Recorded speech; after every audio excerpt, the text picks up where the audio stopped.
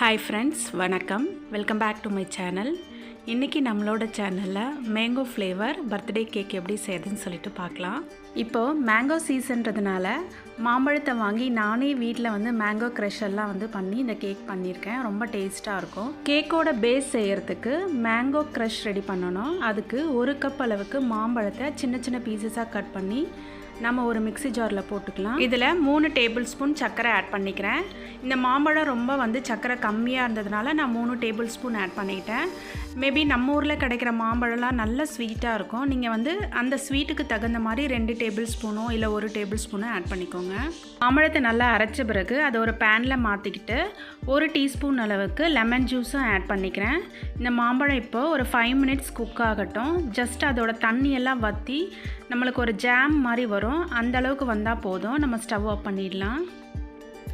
அவ்வளோதான், இது ரெடி ஆகிடுச்சு. இப்போ இது நல்லா ஆறட்டும். இப்போ கேக் செய்கிறதுக்கு ட்ரை இன்க்ரீடியன்ஸை நம்ம ஜலிச்சு எடுத்துக்கலாம். அதுக்கு மைதா 1 cup, baking powder 1 teaspoon, baking soda 1/2 teaspoon, கொஞ்சமாக உப்பு, இது எல்லாத்தையும் சேர்த்து நல்லா ஜலிச்சு வச்சுக்கலாம். ஜலிச்சதுக்கப்புறமா இது ஒரு முறை நல்லா கலந்து விட்டுக்கோங்க. இப்போ இன்னொரு பவுலில் 4 முட்டை எடுத்துக்கலாம். அதில் 1 teaspoon vanilla essence, 1 teaspoon mango essence வந்து ஆட் பண்ணியிருக்கிறேன்.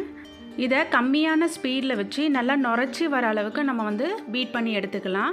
பீட்டர் இல்லாதவங்க மிக்ஸி யூஸ் பண்ணியும் செய்யலாம். நான் 3/4 கப்பு பொடி பண்ணாத சர்க்கரை தான் எடுத்துருக்கிறேன். அதை கொஞ்சம் கொஞ்சமாக ஆட் பண்ணி நம்ம பீட் பண்ணிக்கலாம்.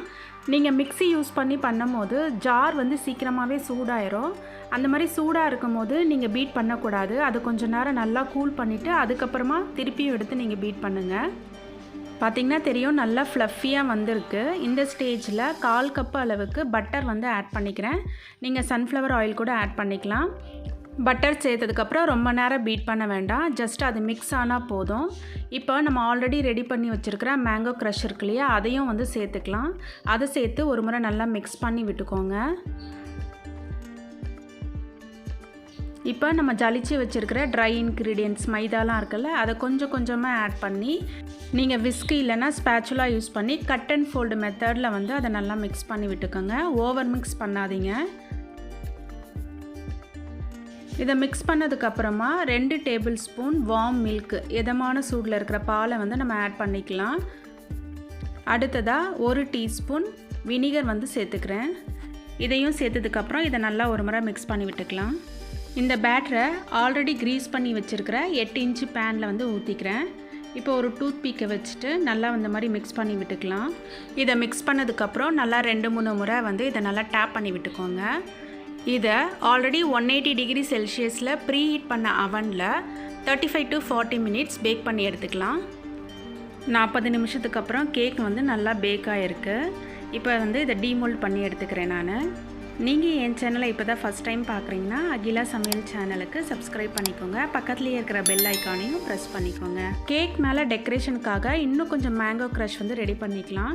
அதுக்கு 1/2 கப் அளவுக்கு மேங்கோ எடுத்துருக்கிறேன். அதில் 1/2 கப் வந்து சர்க்கரை ஆட் பண்ணி நல்லா இதையுமே வந்து நம்ம முன்னாடி பண்ணோம் இல்லையா, அந்த மாதிரி ஜாம் மாதிரி நல்லா குக் பண்ணி எடுத்துக்கலாம்.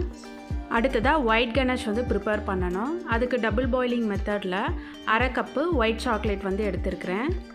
அதில் 1/4 கப் அளவுக்கு நம்ம வந்து விப்பிங் க்ரீம் இல்லைனா ஃப்ரெஷ் க்ரீம் ஆட் பண்ணிக்கலாம். அது ஓரளவுக்கு மெல்ட் ஆனதும் 1 டேபிள் ஸ்பூன் அளவுக்கு பட்டரையும் ஆட் பண்ணி இதை நல்லா மெல்ட் பண்ணி எடுத்துக்கோங்க. சாக்லேட்ஸ்லாம் நல்லா மெல்ட் ஆனதுக்கப்புறம் நம்ம ரெடி பண்ணி வச்சுருக்கிற மேங்கோ க்ரஷ்லேருந்து 2 டேபிள் ஸ்பூன் அளவுக்கு இதில் ஆட் பண்ணி அதையும் சேர்த்து நல்லா மிக்ஸ் பண்ணி விட்டுக்கோங்க. இது நல்லா ஆறுனதுக்கப்புறம் இந்த மாதிரி ஒரு ஃபில்டரை யூஸ் பண்ணிவிட்டு நான் இதை வந்து நல்லா வடிகட்டி எடுத்து வச்சுருக்கேன். அப்போ தான் நம்ம கேக்குக்கு மேலே இதை டிப்பிங்ஸ் விடும் போது நல்லா ஷைனிங்காக ஸ்மூத்தாக கிடைக்கும். இந்த ஸ்டேஜில் உங்களுக்கு தேவைன்னா மேங்கோ எசன்ஸ் வந்து ஆட் பண்ணிக்கோங்க. பட் நான் ஆட் பண்ணலை. இந்த ஃப்ளேவரே ரொம்ப நல்லா இருந்தது. இப்போ நம்ம க்ரீம் வந்து ரெடி பண்ணிடலாம். நான் அதுக்கு ஒரு பவுலையும் நம்ம பீட் பண்ண போகிற அந்த விஸ்கையும் நல்லா ஃப்ரீசரில் வச்சு எடுத்துருக்கிறேன். இதில் வந்து 2 கப் அளவுக்கு விப்பிங் க்ரீம் வந்து ஆட் பண்ணிக்கலாம். நான் இங்கே அபுதாபியில் ஒரு கேக் ஷாப்பில் கிடைக்கிற விவோன்ற ஒரு பிராண்டு தான் யூஸ் பண்ணுறேன். இப்போ அடுத்ததாக இதில் 1 டீஸ்பூன் அளவுக்கு வெனிலா எசன்ஸ் ஆட் பண்ணிக்கலாம். நான் இந்த க்ரீமில் வந்து மேங்கோ எசன்ஸ் எதுவும் ஆட் பண்ணலை. அப்புறம் ஃபுல்லாகவே ரொம்ப மேங்கோ ஃப்ளேவர் மாதிரி இருக்கும்னு சொல்லிவிட்டு வெறும் வெனிலா எசன்ஸ் மட்டும் தான் ஆட் பண்ணேன். க்ரீம் வந்து நல்லா ஸ்டிப்பிக் வர வரைக்கும் நம்ம பீட் பண்ணி எடுத்தாச்சு. அவ்வளோதான், ஓவர் பீட் பண்ணாலும் அது திரிஞ்ச மாதிரி ஆயிரும். இப்போ நம்மளோட கேக்கை வந்து அசெம்பிள் பண்ணிடலாம். கேக் போர்டு வச்சுட்டு கொஞ்சமாக நம்ம க்ரீம் அப்ளை பண்ணலாம். அப்போ தான் கேக் வந்து நகராமல் இருக்கும். இப்போ நம்மளோட கேக்கோட ஃபஸ்ட் லேயர் வச்சுக்கலாம். அதுக்கு மேலே சுகர் சிரப் வந்து அப்ளை பண்ணிக்கலாம். நான் இந்த சுகர் சிரப்பில் நம்ம பண்ண மேங்கோ க்ரஷ் வந்து கொஞ்சமாக ஆட் பண்ணியிருக்கேன். இதுக்கு மேலே நாம் ரெடி பண்ணி வச்சுருக்கிற க்ரீமை வந்து ஒரு பைப்பிங் பேக்கில் போட்டு இந்த மெத்தடில் நான் வந்து அப்ளை பண்ணிக்கிறேன். இதுக்கு மேலே நாம் ரெடி பண்ணி வச்சுருக்கிற மேங்கோ க்ரஷ் இருக்கு இல்லையா, அதையுமே வந்து நம்ம ஆட் பண்ணிக்கலாம். ஆட் பண்ணி நல்லா வந்து ஸ்ப்ரெட் பண்ணி விட்டுக்கோங்க. இதுக்கு மேலே இப்போ கேக்கோட நம்ம 2வது லேயர் வச்சிடலாம். அதே ப்ராசஸ் தாங்க. நம்ம வந்து சுகர் சிரப் அப்ளை பண்ணணும், மேலே க்ரீமு, அதுக்கப்புறம் நம்மளோட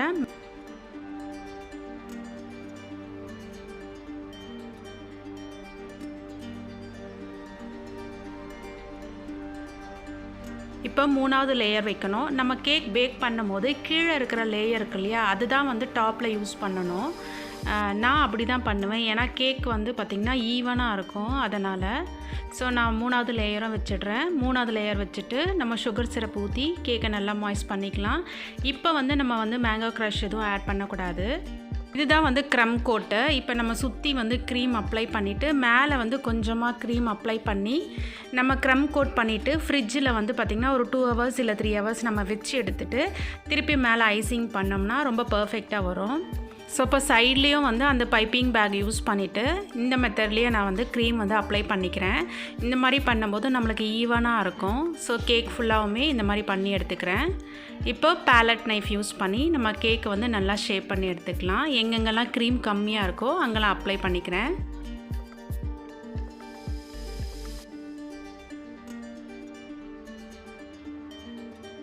கேக்கை ஓரளவுக்கு நம்ம பர்ஃபெக்டாக ஐசிங் பண்ணதுக்கப்புறமா ஒரு ஸ்க்ரேப்பரை யூஸ் பண்ணிவிட்டு ஜஸ்ட்டு நான் இந்த மாதிரி ஒரு டிசைன் போட்டுக்கிறேன். ஏன்னா நம்ம டிப்பிங் விடும் போது இந்த மாதிரி டிசைன் இருந்தால் ரொம்ப நல்லாயிருக்கும். இப்போ நம்ம ரெடி பண்ணி வச்சுருந்தோம் இல்லையா white chocolate ganache with mango, அதை வந்து மேலே வந்து அப்படியே கொஞ்சம் கொஞ்சமாக நம்ம ஊற்றிக்கலாம்.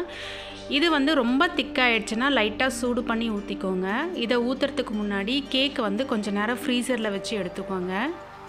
இந்த கனாஷ் வந்து உங்கள் விருப்பப்படி கேக் ஃபுல்லாக கூட நீங்கள் வந்து ஊற்றிக்கலாம். பட் நான் இன்றைக்கி வந்து ட்ரிப்பிங் மாதிரி தான் விட போகிறேன். ஸோ மேலே பார்ட்டு ஃபுல்லாமே வந்து ஊற்றிக்கிட்டேன்.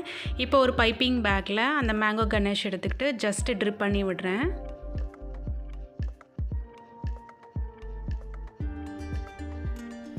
அதுக்கப்புறமா கேக்கோட கீழ் பார்ட் இருக்கு இல்லையா, அங்கே ஸ்டார் நாசல் வந்து யூஸ் பண்ணி ஒரு சிம்பிளான டிசைன் வந்து போட்டுக்கிறேன்.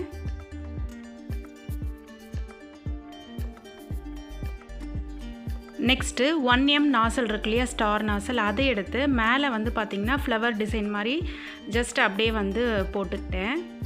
அதுக்கப்புறம் லீஃப் நாசல் யூஸ் பண்ணிவிட்டு நம்மளோட க்ரீமில் வந்து க்ரீன் கலரை மிக்ஸ் பண்ணிவிட்டு நான் வந்து சின்ன சின்னதாக லீஃப் வந்து போட்டுக்கிறேன். நீங்கள் இந்த மாதிரி டிசைன்ஸ் எல்லாம் ரொம்ப ஈஸியாக போட்டுடலாம். ட்ரை பண்ணி பாருங்கள். அவ்வளோதாங்க, நம்மளோட சூப்பரான birthday cake, mango flavour cake வந்து ரெடி ஆயிடுச்சு. இது என்னோடய ஃப்ரெண்டு இங்கே இருக்கிறவங்களோட ஒரு பர்த்டேக்காக நான் செஞ்ச கேக்கு. டேஸ்ட்டுமே ரொம்ப நல்லா இருந்ததுன்னு சொன்னாங்க. இதுக்கு மேலே இன்னும் கொஞ்சம் அழகாக இருக்கணுன்றதுக்காக நான் சில்வர் பால்ஸ் வந்து ஆட் பண்ணிக்கிட்டேன். இது வந்து எடிபிள் சில்வர் பால்ஸ் தான். அது போட்டதுக்கப்புறமா ரொம்ப அழகாக இருந்தது. அவ்வளோதான். இந்த வீடியோ உங்கள் எல்லாருக்குமே பிடிச்சிருக்குன்னு நினைக்கிறேன். பிடிச்சிருந்துச்சின்னா லைக் பண்ணுங்கள், கமெண்ட் பண்ணுங்கள், உங்கள் ஃப்ரெண்ட்ஸோடு ஷேர் பண்ணிக்கோங்க. இந்த வீடியோ பார்த்ததுக்கு ரொம்ப நன்றி. மறக்காமல் அகிலா சமையல் சேனலுக்கு சப்ஸ்கிரைப் பண்ணிக்கோங்க.